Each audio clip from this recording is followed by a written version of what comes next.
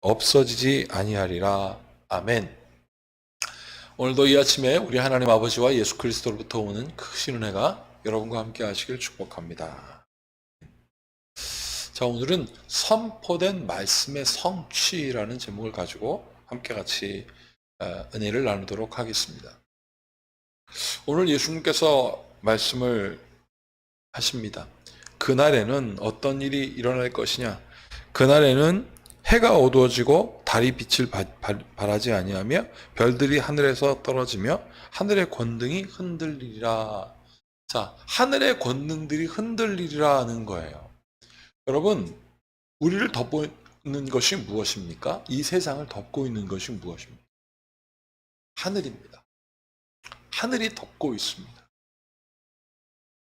뭐 땅에서 올라오고 뭐 해일이 막 들이쳐도 우리는 불안해서 도망치는데 하늘이 흔들리면 여러분 갈 데가 없어요. 갈 곳이란 땅속으로 들어가는 것밖에 없습니다. 이것은 무엇을 뜻합니까? 그때 그 끝이 올 때의 모습을 예수님께서 말씀하고 계십니다. 여러분, 이것은 무엇이에요? 심판입니다. 대상에 예외가 없다는 뜻이죠. 그때는 모든, 아무리 숨어도 숨을 수가 없다 그랬습니다. 그때 30절에 뭐라고 되어 있습니까? 그때에 인자의 징조가 하늘에서 보이겠고 그때에 땅의 모든 족속들이 통곡하며 그들이 인자가 구름을 타고 능력과 큰 권능으로 온 것을 보리라. 자, 땅의 모든 족속들이 왜 통곡할까요? 이것은 직접적이면서 사실이면서 또 동시에 지금 우리에게 깨닫는 굉장히 은유적인 것도 있습니다. 이 통곡하는 게 뭘까요? 한계가 드러난 거예요. 아무리 하려고 해도 안 되니 부들부들 떱니다. 그때 뭐 할 수 있는 게 뭡니까? 통곡하는 방법밖에 없어요. 아무리 돌아가도 도망갈 수 없고 대항해도 대항할 수 없는 한계에 부딪혔을 때 나오는 거죠.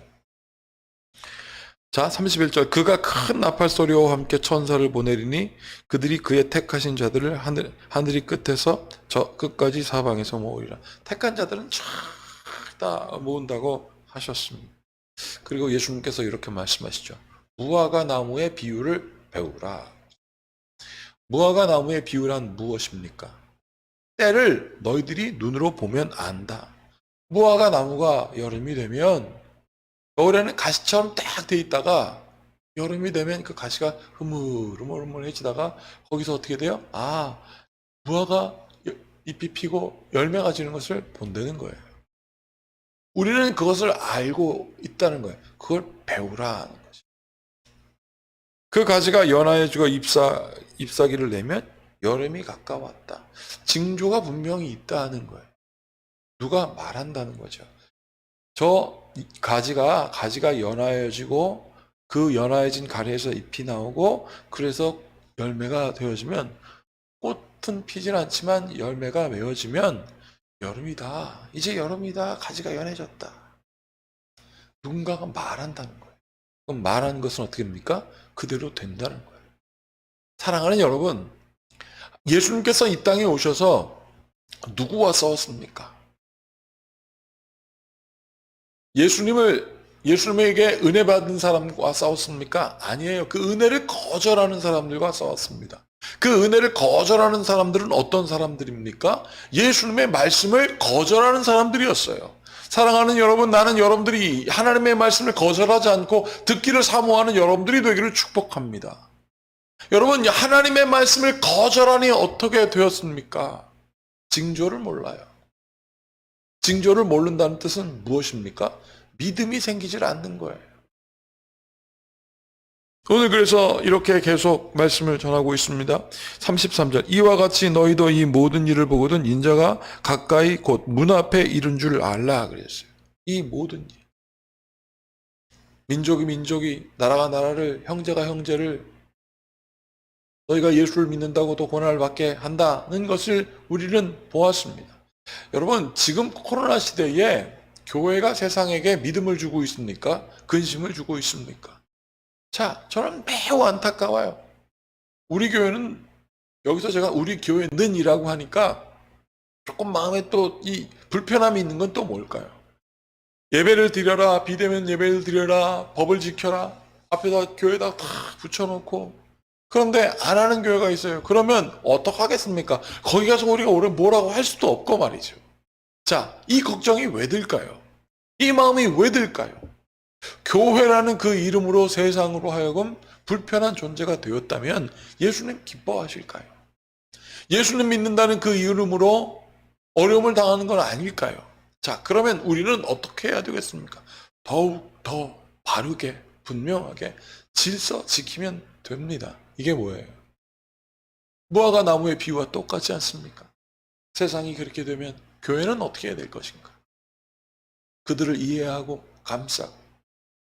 사랑하는 여러분, 34절, 35절 다 함께 읽어보겠습니다. 내가 진실로 너희에게 말하노니 이 세대가 지나가기 전에 이 일이 다 일어나리라. 천지는 없어질지언정 내 말은 없어지지 아니하리라. 그래. 천지는 없어질지언정 내 말은 없어지지 않는다. 분명하지 않습니까?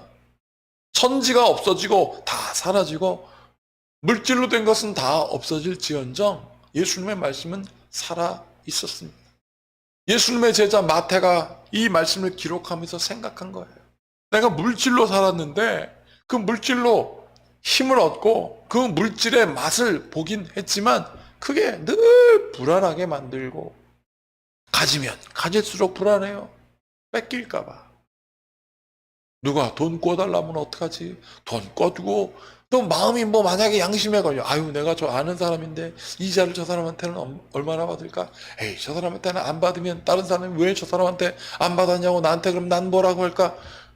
에이, 차라리 안 빌려주고 말아야지. 이게 뭐냐고요. 그런데 예수님께서 말씀하셨습니다. 너희 거저 받았으니 거저 나눠주라. 마태가 삭개오를 보니까 같은 동업자 아니에요? 그런데 그 사람이 변화를 보게 됩니다. 예수님의 말씀이 선포되다가 너와 내 집이 구원을 얻는다고 했을 때 삭개오 얼마나 기뻐했는지 몰라요. 우리가 알고 있는 사회 복지가 일어나기 시작합니다. 사랑하는 여러분, 우리가 다 틀어안고 갖고 있으면 무엇하며 그것으로 인하여 우리가 얼마나 편할까요? 돈이 있고 그 돈만 알면 누가 싫어하겠습니까? 그러나 우리가 중요한 것은 뭐였지만 그 맛을 알고 그 맛 때문에 우리를 고치는 쓴맛을 거절한다면 그것은 아무 의미가 없습니다. 예수님께서 이렇게 말씀하셨습니다. Can you drink the cup? 너 이 잔을 마실 수 있겠어? 제자들이 뭐라고 그랬습니까? 이 쓴 잔을 마실 수 있냐라는 그 예수님의 말씀에 처음에 다 오케이, I can do it 그랬단 말이죠. 여러분, 그런데 다 도망갔습니다. 그런데 어떻게 했습니까? 예수님께서 너희들도 나와 같이 이 쓴 잔을 마신다고 하신 그 말씀대로 그들 그 쓴 잔을 마셨습니다. 그 쓴 잔이 어떻게 됐습니까? 순교의 쓴 잔이 되었고 그들이 쓰러져 생명이 떨어진 그곳이 썩어 씨앗이 되어서 교회가 생기고 그러므로 말미암아 하나님의 복음이 전파됐다는 사실만으로도 예수님의 말씀, 선포된 말씀은 성취됩니다. 큰빛교회가 여기 있습니다. 혹자는 이랬다 하더라고요. 우리 교회 초창기 있었던 어떤 친구예요. 뭐 조그만 교회가 무슨 교회를 12개, 병원을 12개, 저 학교를 12개 할 수 있냐고. 왜 12개에 꽂혔을까요? 그분에게는. 가르치고 복음 증거하고 치유하라는 그 하나님의 말씀에 따라 12는 통치의 숫자예요. 그곳이 하나님의 뜻이 열방 가운데 터지기를 원합니다. 그것이 12곳에 학교와 교회와 병원이 세워지는 그곳이 12곳에 있게 하여 주셔서 하나님의 통치가 있게 하여 주시고 일들을 섬길 수 있는 전문적인 사람 1200명이 일어나게 하여 주시옵소서. 사랑하는 여러분, 그 1200명이 다 우리 교인이어야 되는 겁니까? 그러면 더 좋겠죠.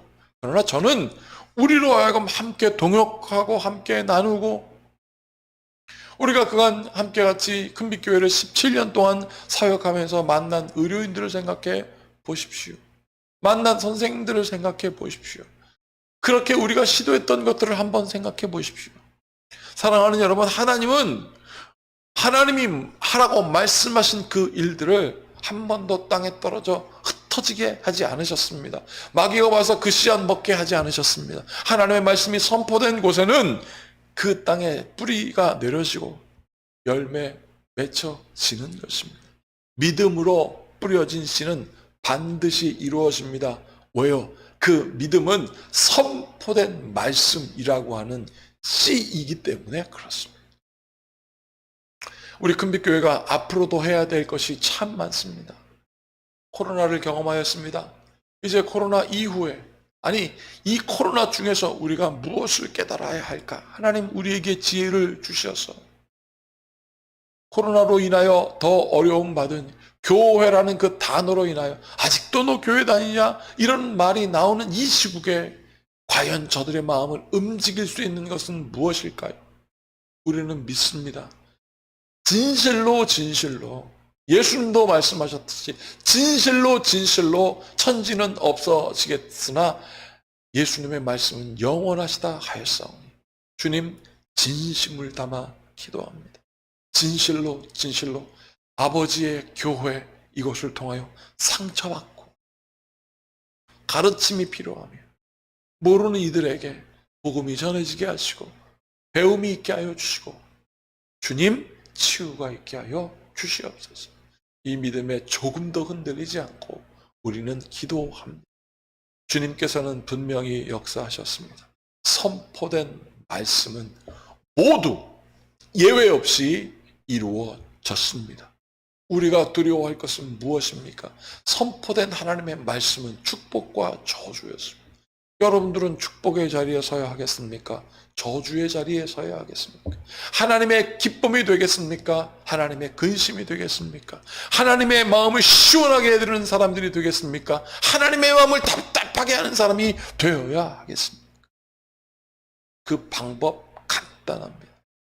진심으로 하나님께 구하는 기도, 진심으로 말씀을 듣고자 하는 겸손한 배움의 자세, 겸손하게 실천하는 이 삶이 우리 가운데 주어진다면 우리는 축복의 자리요, 하나님의 마음을 기쁘게 하는 자리요, 그 마음이 시원하게 되는 하나님의 믿음의 통로, 말씀이 성취되어지는 믿음의 도구로 살게 될 것입니다. 이 모든 지각에 뛰어난 주님의 평강이 하나님의 말씀 가운데 그 선포된 말씀, 이 성취되는 삶을 살고자 하는 여러분들의 마음과 생각을 지킬지어다. 이제 우리 모두 함께 기도하시겠습니다. 참으로 고맙고 감사하신 주님, 말씀의 성취, 하나님의 말씀은 분명히 이루어졌습니다. 이것을 우리가 알진데 어찌하여 하나님의 말씀을 거절하겠습니까? 이 말씀을 사모하겠습니다. 이 말씀을 사모합니다. 아버지 도와주셔서 이 말씀에 흔들리지 말게 하시고, 아버지 도와주셔서 이 말씀대로 기도하게 하시고, 아버지 도와주셔서 아버지의 뜻을 이루어 주시옵소서. 예수님의 이름에 능치 못함이 없다 하였습니다. 예수님의 이름으로 구하라 그러면 너희에게 능치 못함이 없다 하였습니다. 주님 말씀을 깨달아 알게 하시고 그 말씀을 듣게 하시고 하나님 선포된 말씀이 이 땅에 떨어져 흩어짐이 없음을 우리는 분명히 알고 있사오니 이 복음의 말씀, 생명의 말씀, 진리의 말씀 우리가 받아 선포하여 뿌려 열매 맺는 주의 성도들 되게 하시옵소서. 주님께서 함께 하심을 믿고 예수님의 이름으로 축복하고 기도하옵나이다. 아멘. 이제 우리 모두 함께 여러분 기도 제목 드리시고요. 이번 주 주일도 우리 방역 수칙에 따라 예배 드리겠습니다. 대면 예배 우리 교회 좌석 기준으로 15명까지 참여할 수 있습니다. 1부, 2부 예배 각각 15명씩 참여할 수 있습니다. 호국에 참여하지 못하는 분들은 방송으로 꼭 예배해 주시기를 바라겠습니다. 그리고 예배하자고 말도 전해 주십시오. 우리 이제 모두 함께 서로의 기도를 나누시겠습니다.